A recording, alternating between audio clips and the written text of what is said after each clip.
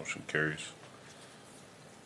Item 2, public hearing. Request to approve a conditional use at 110 South First Avenue and 110 Alexander Street to allow for offices, chapel, community center with a kitchen and separate living accommodations for up to 36 men, women, and up to 6 families in an urban mixed-use zoning district for the Salvation Army.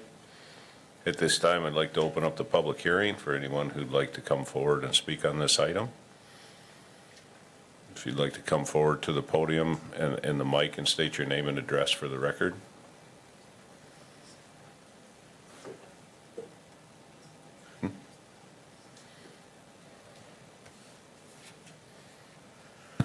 Hi, I'm Deborah Ryan, 702 Elm Street.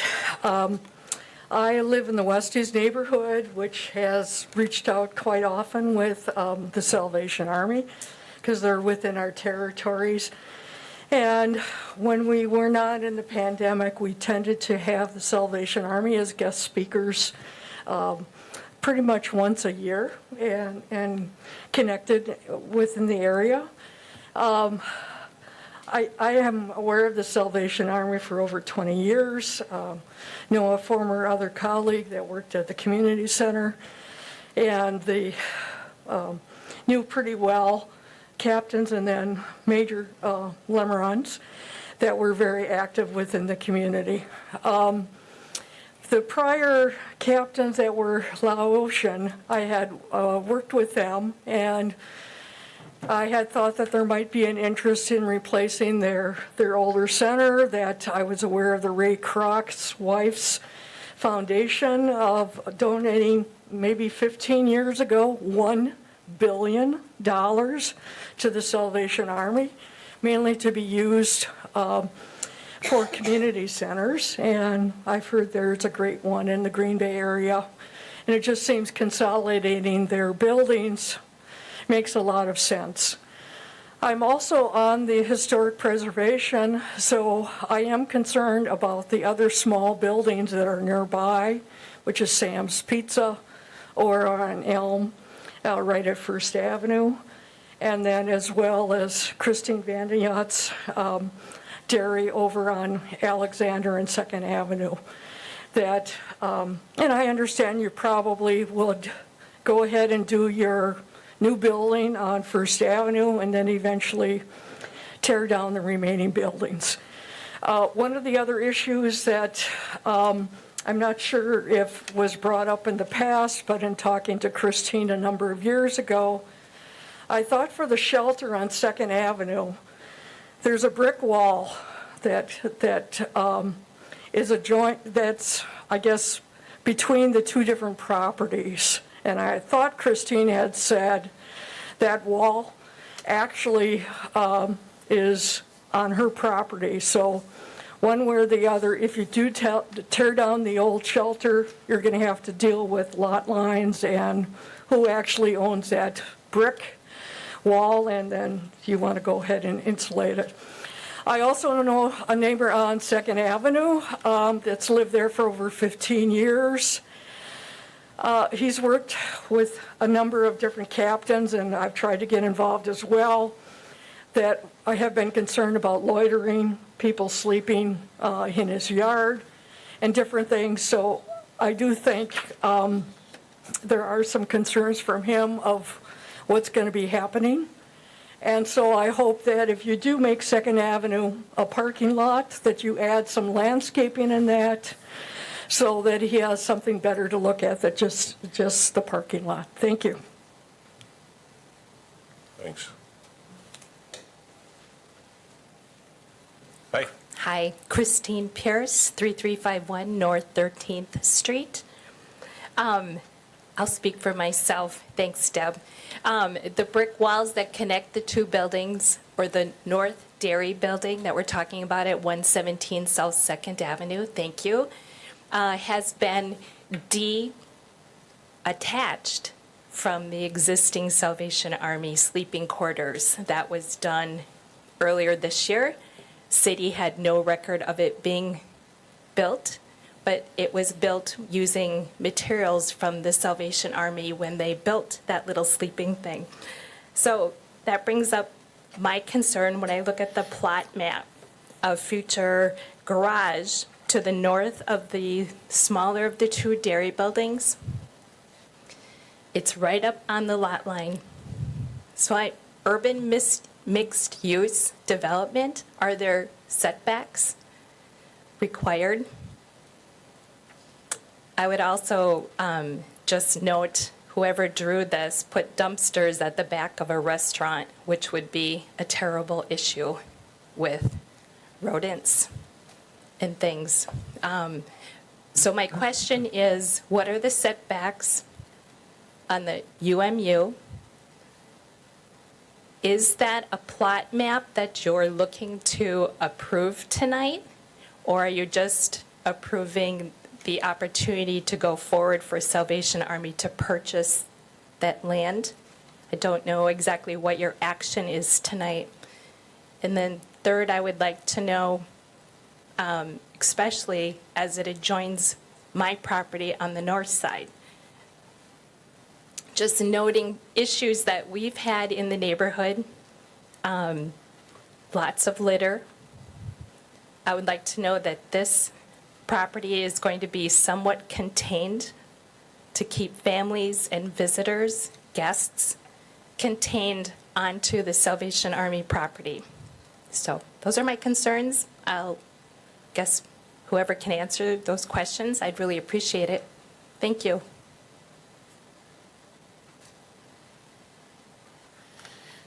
Anyone else who'd like to come up and speak?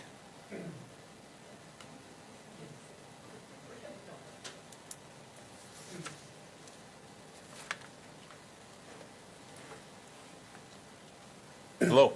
Hi there. My name is Brian Knoll. I'm an advisory board member with the Salvation Army, along with several other members here. And a representative from the headquarters, Tracy's been involved with some of the, helping us get some of the approvals this far along. So to answer one of the questions about the, I think, you know, from our perspective, this was a representation of what we think could be there. We don't need to engage an architect and a planning service and, of course, abide by setbacks that the city has, and we eventually go about constructing something. So this is meant to be, you know, a first stab at about this size square footage we think we would need and where it could fit on the building, but certainly at this point a representation of what it could be as opposed to a final end rendering of something. So I think beyond that, you know, you know, we're already in the community. We're on that same city block. It's a good location for us to provide our to provide our services. There is a need in the community, we think, for additional family, you know, shelter space that right now we don't have the physical space to accommodate or to make happen. So this will allow for that, along with allowing us to be in a more consolidated, efficient location where we have a spot on Callan that's around the corner right now. We're spread out a little bit. So, you know, update and be consolidated and hopefully serve the community better. I think that's all. As Christine mentioned, really the only thing that we look to do is for the Salvation Army to purchase the property, we need to have zoning approval to build what we want to build. We don't want to invest such a large amount of money and not be able to do what we need to do here. So we've done our, necessary studies to see, are we really needed in this neighborhood, in this community? And the answer is yes, we really are. So, and to stay, right where we're at. So obviously when a piece of property comes up contiguous to the property that we already have, we consider that quite a blessing and would like to stay in the neighborhood that we're at. So this was a very quick representation of how we would lay things out. We have not been able to hire an architect yet. We've done some interviews, but they're going to help us really, work with the neighborhood, know what's allowed, what kind of facade is going to be on the building, and go through all the necessary studies that we have to do to build a building that the neighborhood and the city will be proud of. So that's really what we're looking for today, is just to know that we would be able to do all of those activities here on this property.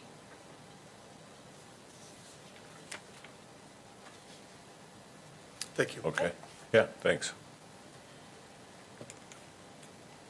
Anyone else like to come forward and speak?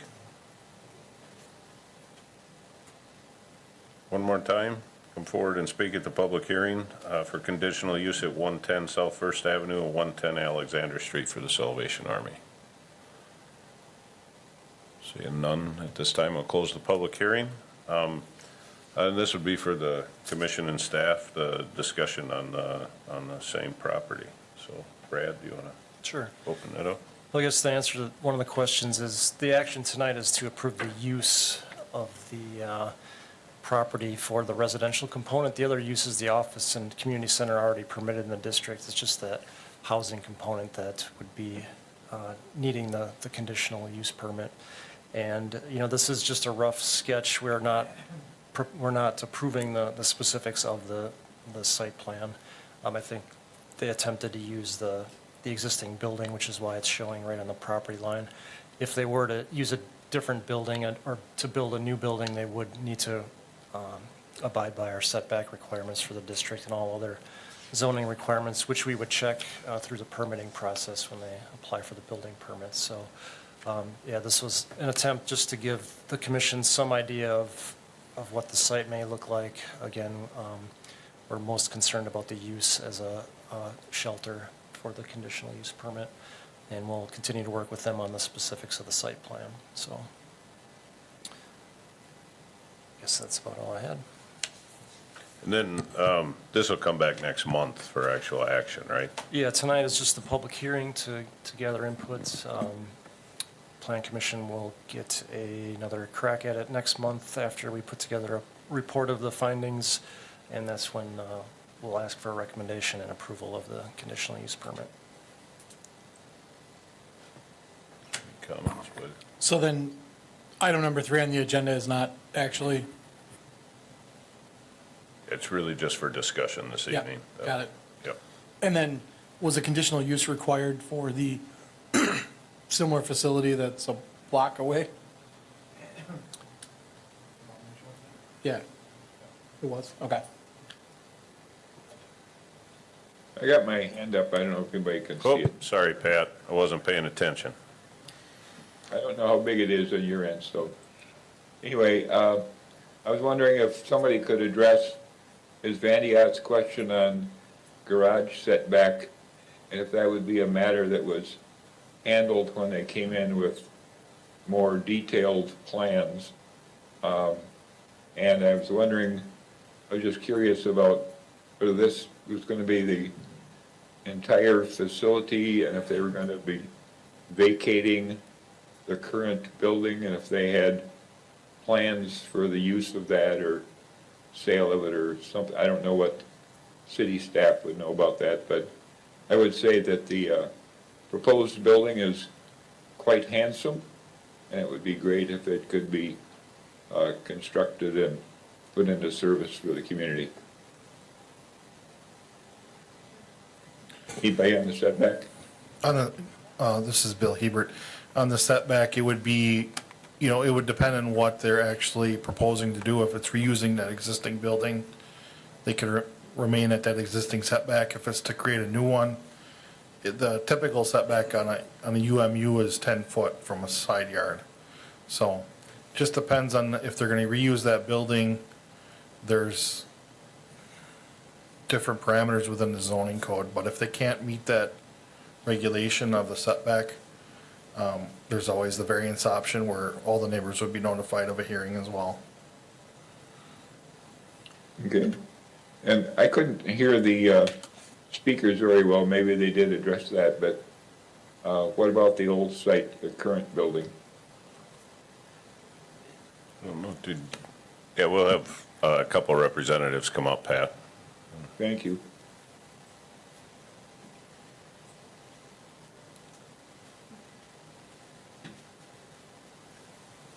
Hi, I'm Major Barb Logan, and this is Lieutenant Shannon. We're responsible for the Salvation Army here in town.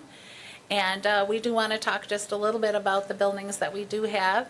Our plan as of now is to sell the Callan Street building because the whole point in us purchasing the land is to be together. And it's very difficult, as we're spread out right now, to be able to handle all the things that take place for our staff and volunteers and things like that. So that is our plan for Callan Street. As far as the other two, our wish list, you know how that goes with how the architect looks at it, but we see it as the new purchase of the new land would be the actual building, and then we could, with the other ones, maybe have some green space and parking lot and things like that. Very good, thank you. Thank you. Any other discussion from the commission? If not, we can move on. We're down to item 4 on the agenda. A discussion of possible action approving a conditional use at 1730 North Business Highway 51 to allow for an addition of an order board sign for a second drive-through lane in a suburban mixed-use zoning district. This is a request from Taco Bell. This was here at our last meeting, and now is coming back for action. That's correct. I guess just a note in the packet that there was a change to the site plan where there was discussion last time about parking spaces being shown in the easement area, basically between the restaurant and the furniture store. And on the plans now, that area is being shown as just a drive-through, or a driveway essentially to the site. It's no longer being shown as parking, so that was an attempt to alleviate the concerns of the neighboring property owner. And I guess everything else is the same. Staff's recommendation would be to approve it, and knowing that there are still standards and conditions on order boards that are in our zoning code already in terms of size and volume and lighting, that they'll still have to meet those conditions. So they don't necessarily need to be added on top of the approval, we don't feel, so. Mr. Chair? Motion by Bergerman, Okay, second then. second by Neal. Any further discussion on this item or questions? I'll do a roll call vote. I think that's what I was supposed to be doing with one remote. So start with Peckham, Aye. Neal, Aye. Volken, Aye. Bergerman, Aye. Borneman, Aye. and I as well. Motion passes.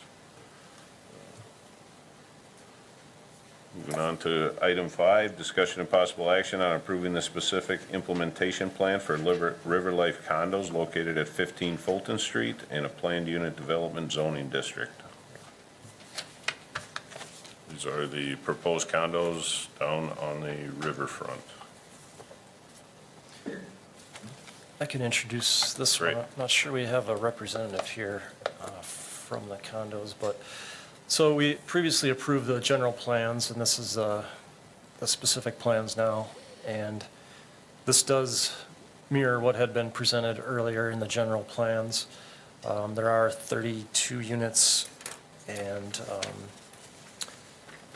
the site plan has been, improved since last time. We're now showing a parking lot. Actually, the parking lot would be a city-owned lot, but it would provide some extra parking. There are 49 spaces underneath the building being proposed. The zoning standard for this building, given the mix of 1, 2, and 3 bedrooms, would be, I'm gonna make sure I get my numbers right. It's in the staff report here. I think it's 53 units would be required minimum.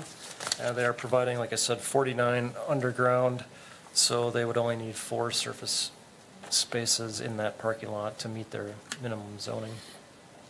So there should be ample parking available for the development.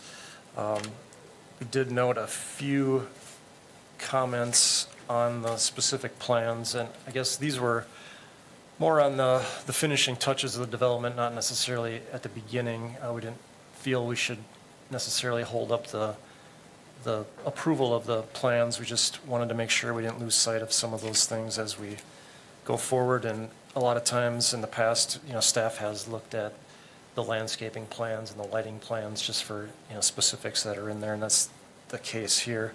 I guess I can go through these in a little more detail. On the landscaping plan, we just wanted to show the trees on the north end of the property that line up with the plaza, the Fulton Street Plaza. So there are trees there now that are planted, on either side of the plaza. Those would be, there are 4 new trees that would need to come out to build the building. We just think that those should be put back in the same location to give the plaza more of a promenade feel, like with trees on either side that are consistent versus, landscaping on one side that's different than the trees that line the plaza on the north side. Similar to lighting, we took some time in planning the plaza to make sure that there wasn't too much lighting on there. There's a lot of ambient lighting from the parking lot and the streets and off the building.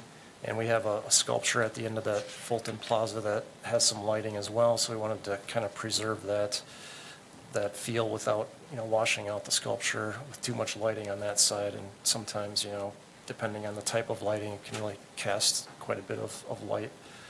So we'd like to take a look at that. We don't have lighting plans. We'd like to be able to look at those in the photometrics of what that would be, especially on that north side of the building. We did have some questions about the retaining wall along the trail. We just want more details on that. They say it's a limestone block that they're using. We don't know the color. We want to, they say it would match the stone that's down at River Life. We want to make sure. They said limestone, so we're concerned that it's not the bright white limestone, but more of the sandy colored stuff that would match the stones that are down there. Let me just get to some of these plans so you can see them.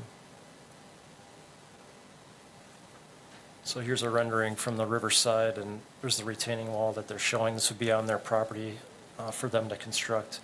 There would be landscaping in front of that to somewhat buffer that wall, but we just wanted to make sure we know, the color of the wall, the height, and the finish of it. If it's a rough face block, or we hope it's not a smooth face block like just a standard cinder block would be. So just want to confirm that, get the specific plans on those from the developer to make sure we're on the same page on those.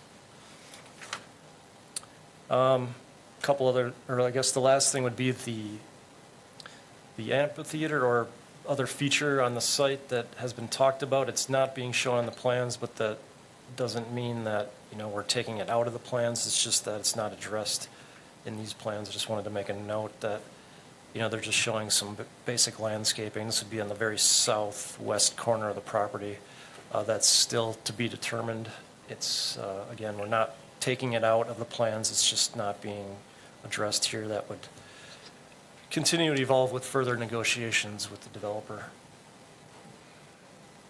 So I think Mr. Neal had a... Mr. Chair? Yeah. Yeah, a question on that area where there could be a performance space. We were calling it an amphitheater, but that might be, kind of overstating the issue at this point. But some kind of public performance, get-together space. There's that retaining wall on the riverside, correct? Yes. Now, is that going to be, broken for public access to that area? It's not being shown as such right now. I mean, I think it would have to be, if that's just a continuous wall, I mean, people can't, hop over it to get up there. I mean, it's going to need some kind of egress space. Yeah, let me bring up the actual landscaping plan. We'll take a look at it. I apologize. And that should also be, accessible.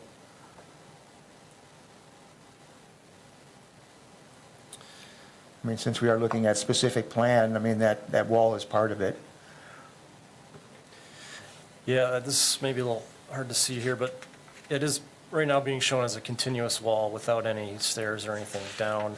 I guess the access under this plan would be at the north end down the plaza, which is accessible, ADA accessible.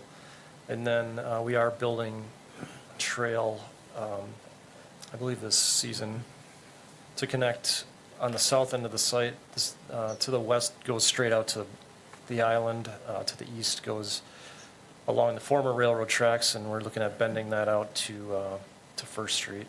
So that would provide the access to the public. Yeah, but there wouldn't be any directly from the building down to the trail under this scenario.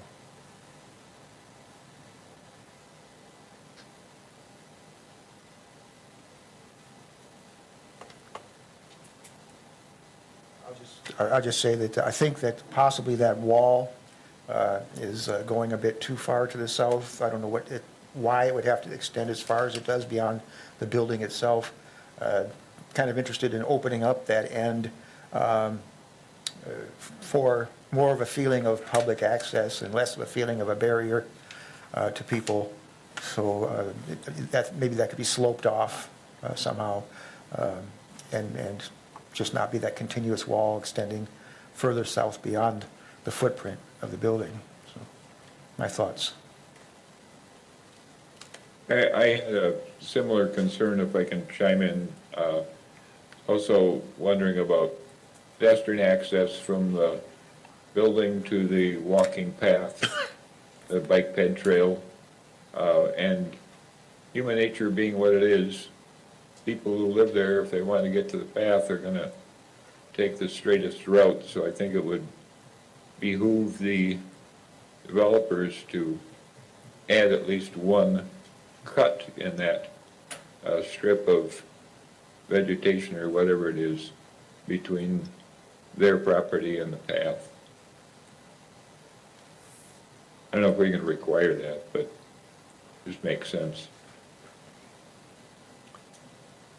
We can certainly bring that up to them and see what they are. Again, they're not represented here tonight, so I don't want to speak for them on, how doable that is or not, but I think it's a good idea.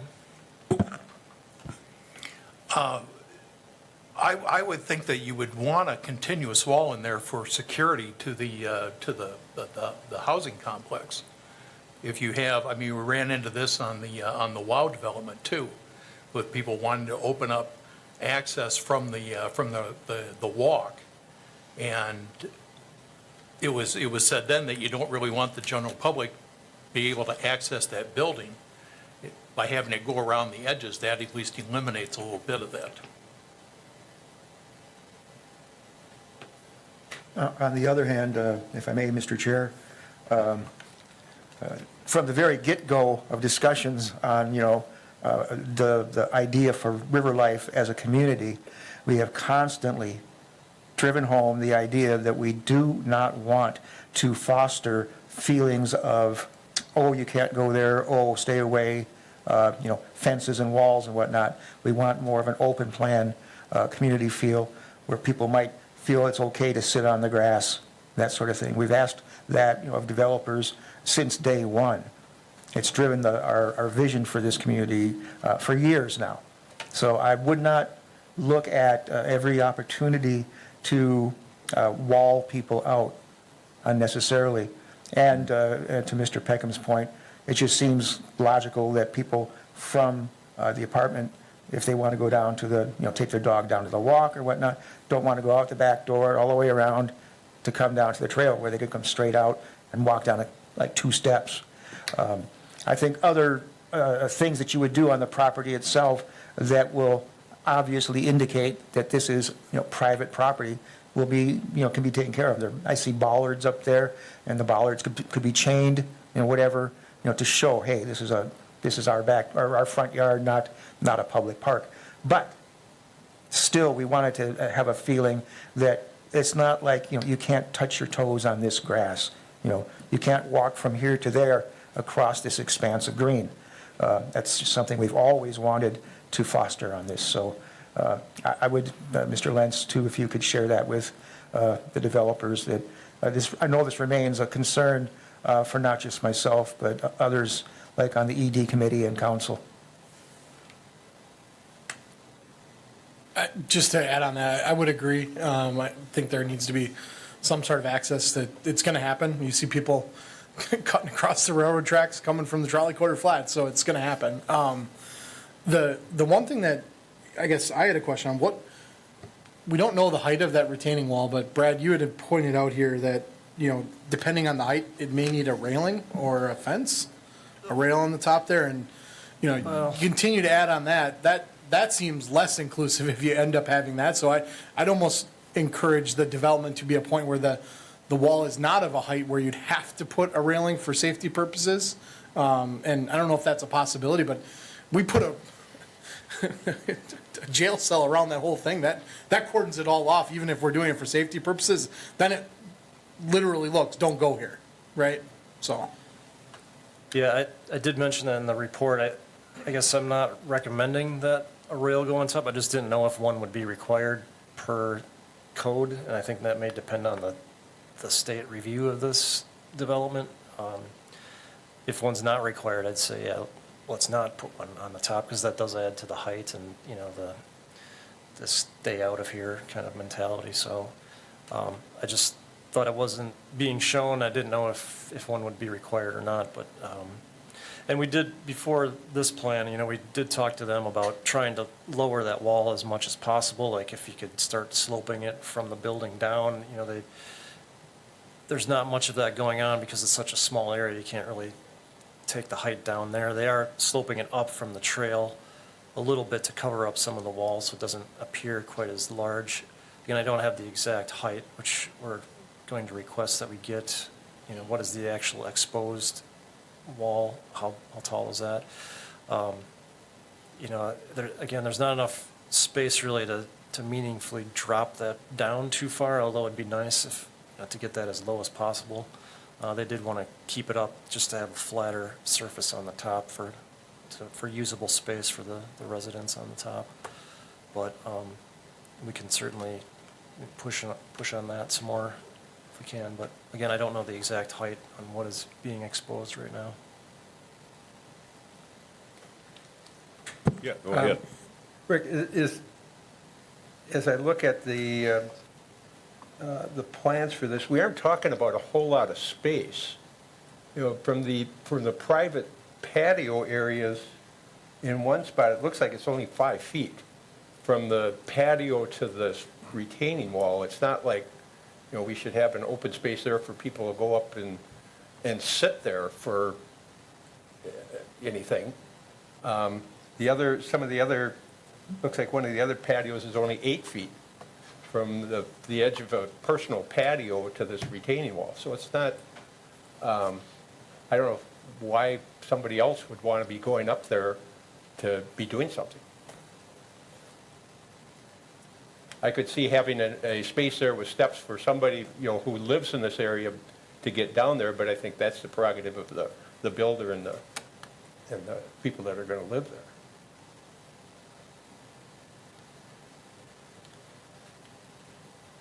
Yeah, I think this one is showing about maybe 10 feet from the edge of the, well, yeah, you're right, 8 feet from the patio to the wall. Yeah. And then from the wall to where the city owns property is another 10 feet, and then the city does own, I think it's 6 feet from the edge of the trail to the property, if that makes sense. Here's the trail. There's a green space that the city owns. We have lights and benches in that area.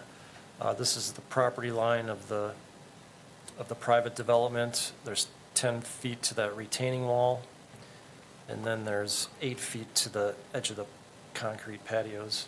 So yeah, this is the area I asked if they could start sloping it, but again, there's really not much to slope down unless it's directly off the patio, which isn't necessarily desirable, so. If the chair is ready, I would make a motion to approve this proposal with the refinements that the staff have suggested. I think there are 5 of them. second. Second by Brueggemann.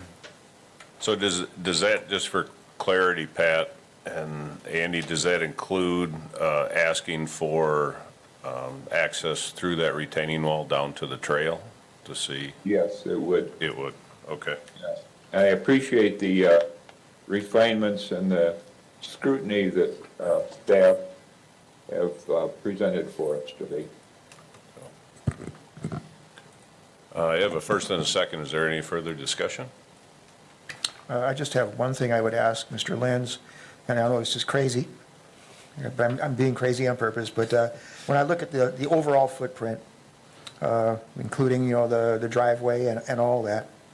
I wonder if there isn't, 8 or 10 feet to travel the whole footprint east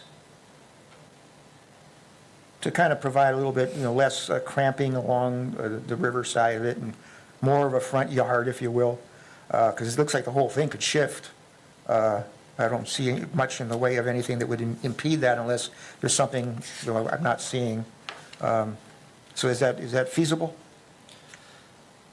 I am wondering if it's there because of some of the turning radius into the driveway underneath. I guess I'd have to ask the civil engineers who designed it. Yeah, I'm just saying that the whole footprint, as we're looking, is shifting. So Oh. it doesn't really change any shapes of anything. It's just, because it looks like we have some green leeway there to go, due east.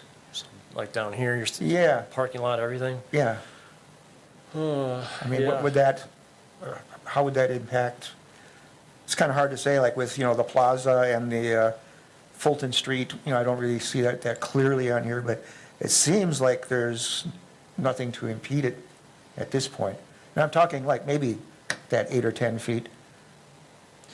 Yeah, I mean, I know we sectioned off a parcel line here, one for the property and then one for our parking lot.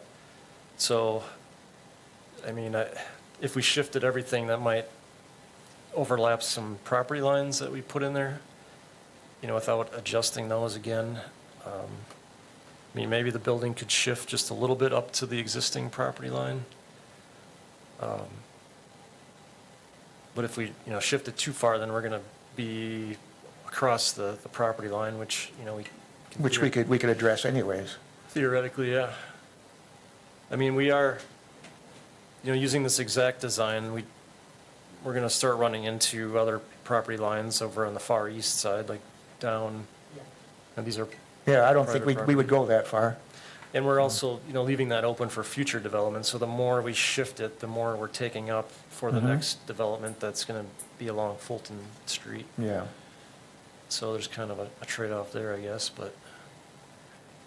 If I were, I'm just trying to put myself in the shoes of a potential buyer at the condo, and if I felt that I could go out on that front yard now, which might be now more like, 18 feet, wide of green grass, I could maybe, whiz a Frisbee out there, or, play with the dog, or, throw a blanket down or whatever. So it would provide perhaps a quality of life for the residents themselves, improvement over what we're looking at right now. It's a little cramped to me on the riverside. Unnecessarily so, it seems, so. And, I'm sure the city would be amenable to, working with the developer to do that footprint shift. Does not change anything of the plan itself, other than where it sits, by, a number of feet.